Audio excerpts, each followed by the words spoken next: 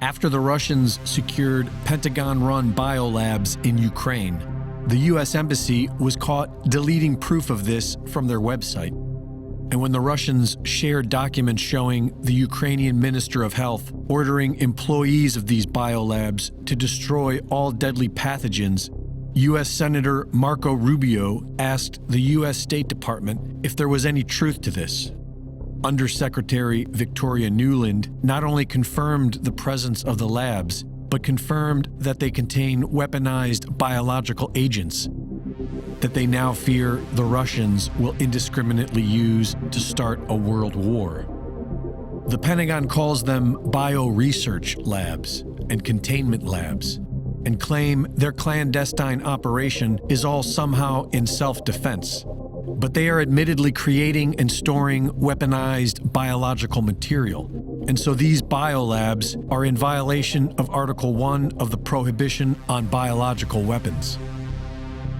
During the past couple years, citizens of the world have been getting an advanced education on bioweapons. And the very same crooks we see foisting the Great Reset medical tyranny are involved in the Ukrainian bioweapons labs.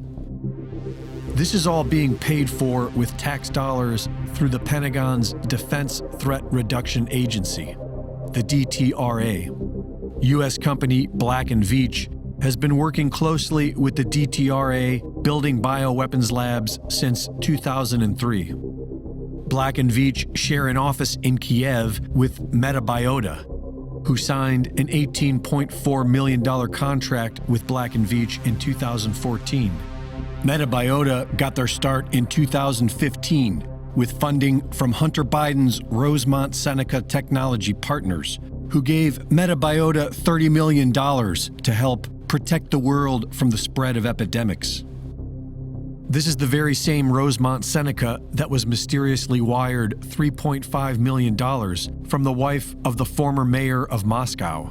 And the very same Metabiota partnered with Peter Daszak's EcoHealth Alliance, the group that Dr. Fauci used to funnel money to the Wuhan lab for gain-of-function research in 2014. In 2014, Metabiota, EcoHealth Alliance, and the Wuhan Institute of Virology were together researching infectious diseases deriving from Chinese bats. Metabiota is working with known CIA front In-Q-Tel. It is funded by the U.S. Department of Defense, the NIH, the Bill and Melinda Gates Foundation, Google, and the National Geographic Society. Metabiota's founder, Nathan Wolfe, sits on the board of EcoHealth Alliance and is a member of DARPA's Defense Science Research Council. In 2012, he wrote a book titled The Viral Storm: The Dawn of a New Pandemic Age, wherein he thanked his friends, pedophile Jeffrey Epstein and biotech venture capitalist Boris Nikolic.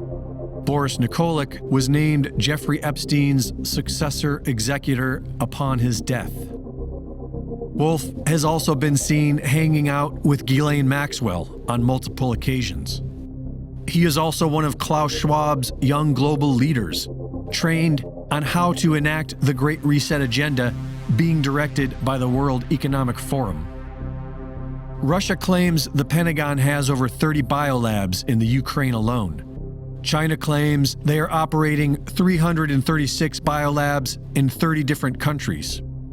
And now, members of our corrupt U.S. government are saying this is all a Russian conspiracy, and that we should soon expect a false flag attack from Russia. Has there been a relationship between the U.S. Pentagon and a bioweapons facility in Ukraine? And if so, what is that relationship? That's Russian disinformation. What's the answer? Does Ukraine have chemical or biological weapons? Ukraine has biological research facilities, which, in fact, we are now quite concerned Russian troops, Russian forces may be seeking to gain control of. So we are working with the Ukrainians on how they can prevent any of those research materials from falling into the hands of Russian forces should they approach. I hate to say it, but this appears very scripted, this back and forth, almost like it's a warning to you. If there's a biological or chemical weapon incident or attack inside of Ukraine, is there any doubt in your mind that 100% it would be the Russians that would be behind it? There is no doubt in my mind, Senator, and it is classic Russian technique to blame on the other guy what they're planning to do themselves. In other words, you might mount a disinformation campaign by claiming the other guy was mounting a disinformation campaign. Is that what you're saying, Tori Newland? It seemed very scripted, almost like, you know, in advance, there was like, here's going to be the question, here's how we're going to answer this, right? Under oath in an open committee hearing, Tori Newland just confirmed that the Russian disinformation they've been telling us for days is a lie and a conspiracy theory and crazy and immoral to believe is in fact totally and completely true. Whoa. Joe Biden's press secretary Jen Psaki falsely claimed in a long-winded diatribe that biological research facilities in Ukraine are a conspiracy theory and disinformation, despite Biden's State Department confirming their existence. It appears likely, based on Victoria Nuland's statements, that at a minimum, the facts here, I owe you the facts, that there is a biological research facility in Ukraine. That appears obvious at this point. Well, it's being exposed. That's why Victoria Nuland said these were the Ukrainian labs. Just a pure lie.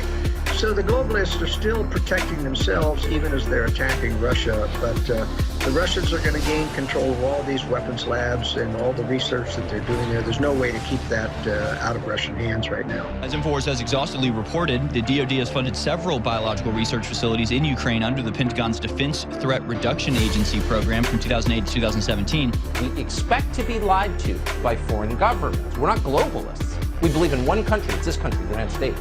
We do not expect to be lied to by our government, and we won't accept it. Now, what are they storing there? What are they doing? And are they producing biological and chemical weapons? We're entitled to the freaking truth.